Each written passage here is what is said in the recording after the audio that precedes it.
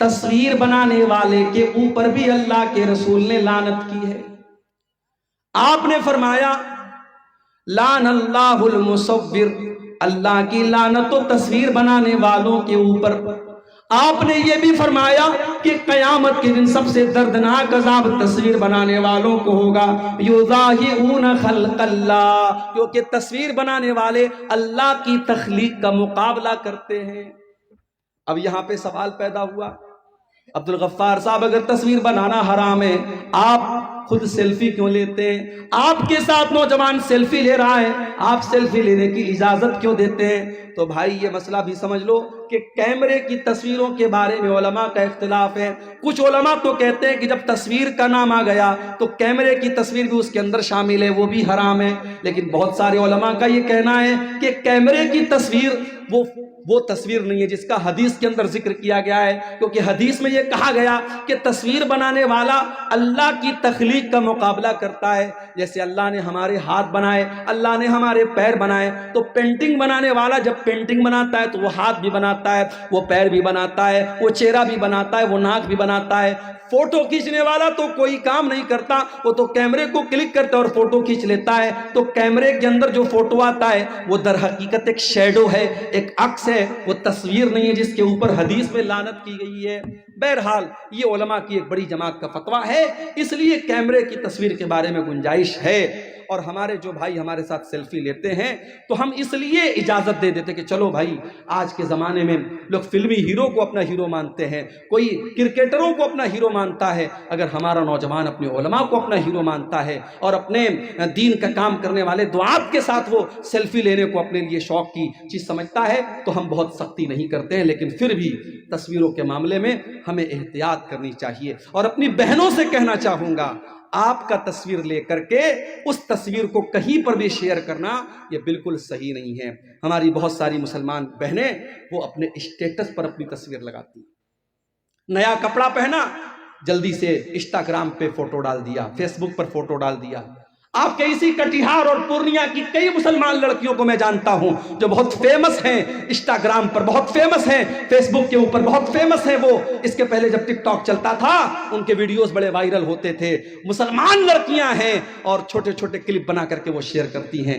جائز نہیں ہے میری بہنوں آپ کا اپنے جسم کو اور اپنے چہرے کو کسی غیر کے سامنے دکھانا، یہ جائز نہیں ہے۔ اور سوشل میڈیا تو ایک پبلک پلیٹ فارم ہے، کوئی بھی دیکھ سکتا ہے، وہاں پر تو اس طریقے کی چیزیں ڈالنا بالکل بھی جائز نہیں ہے۔ تو تصویر کے معاملے میں بھی ہم بہت احتیاط کریں۔ 4 چیزیں ہو گئی۔ نمبر 5، اللہ کے نبی کے صحابہ کو برا بھلا کہنے والے کے اوپر بھی اللہ کی لعنت ہوتی ہے۔ اللہ کے پیارے نبی فرماتے من سب اصحابی، جو میرے صحابہ کو برا بھلا کہتا ہے، جو میرے صحابہ کو گالی دیتا ہے، فعلیہ لعنت اللہ والملائکۃ والناس اجمعین، اس کے اوپر اللہ کی لعنت ہو، اس کے اوپر انسانوں کی لعنت ہو، اس کے اوپر فرشتوں کی لعنت ہو۔ صحابہ کو برا بھلا کہنے والا ملعون ہے، اس کے اوپر لعنت ہو، یہ نبی کے الفاظ ہیں۔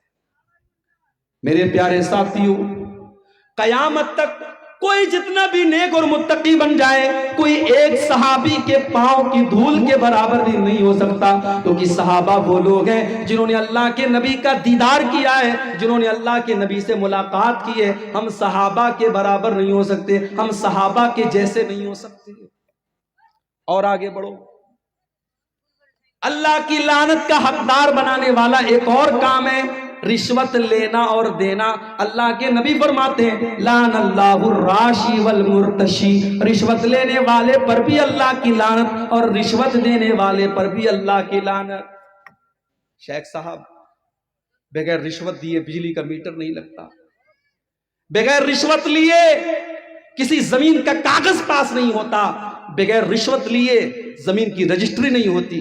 ٹھیک ہے، جہاں مجبوری ہے اور وہ کام ایسا ہے کہ آپ اگر رشوت نہیں دیں گے کام نہیں ہوگا، وہ الگ میٹر ہے۔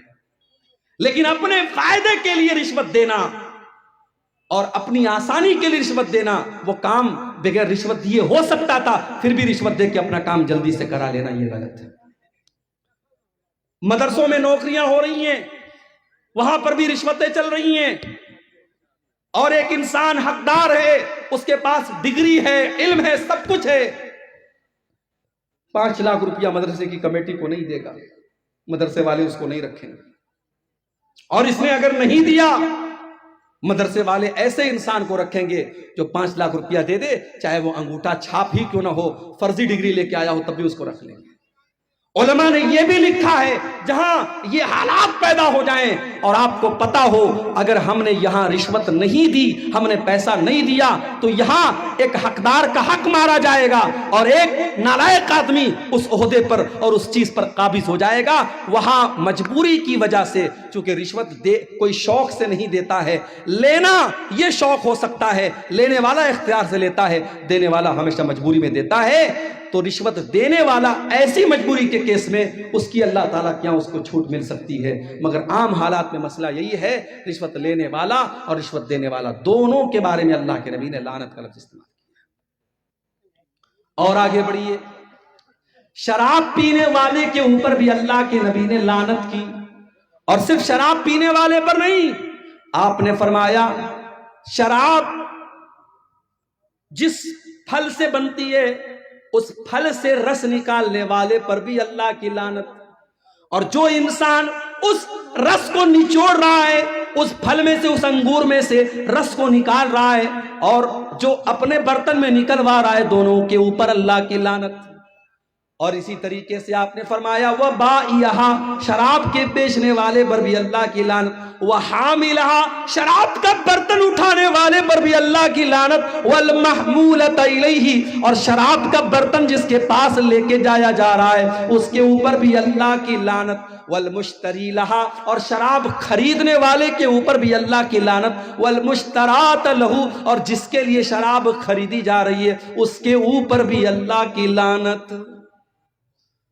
بڑے بڑے 5 اسٹار ہوٹلوں میں شراب بھی پروسی جا رہی ہے اور کولڈ ڈرنک بھی پروسی جا رہی ہے۔ میں کہتا ہوں ایسے ہوٹلوں میں جانا ہی نہیں چاہیے۔ بنارس میں بہت بڑا ہوٹل ہے، تاج ہوٹل، بنارس کا سب سے بڑا ہوٹل ہے، مجھے لوگوں نے بتایا وہاں سور کا گوشت بھی ملتا ہے، بکرے کا گوشت بھی ملتا ہے۔ میں نے کہا یار جب سور کا گوشت اور بکرے کا گوشت دونوں ملتا ہے تو ظاہر ہے کچن تو ایک ہے، برتن تو ایک ہے، پکانے والا اسی برتن میں مٹن پکا رہا ہے اور اسی برتن میں پورک پکا رہا ہے۔ میں نے کہا اللہ کی قسم میں کبھی کسی ایسے ہوٹل میں کھانے کو پسند نہیں کروں گا، نہیں کھانا چاہیے میرے بھائی۔ شراب کا معاملہ بہت خطرناک ہے۔ کبھی باہر میں کہیں گھومنے پھرنے جاتا ہوں اگر اور کسی ہوٹل میں گیا اور صرف شراب کی بوتل نظر آ گئی تو وہیں سے طبیعت میں کراہیت آ جاتی ہے، وہاں سے ہم نکل جاتے نہیں۔ نیپال ایک مرتبہ گیا، نیپال میں تو لوگ بتاتے پانی کم شراب زیادہ بکتی ہے، ہر ہوٹل میں شراب نظر آ رہا تھا، پریشان ہو گیا، بڑی مشکل سے ایک ہوٹل ملا، ایک انڈین کا ہوٹل تھا، جین کا ہوٹل تھا، وہ بالکل پیور ویج ہوٹل تھا، اور اس سے باہر لکھا تھا ہمارے یہاں شراب نہیں ملتی ہے۔ ہم لوگوں نے دوست لوگ تھے، ہم لوگوں نے اس ہوٹل میں جا کے کھانا کھایا۔ پرہیز کرنا چاہیے میرے بھائی، بچنا چاہیے۔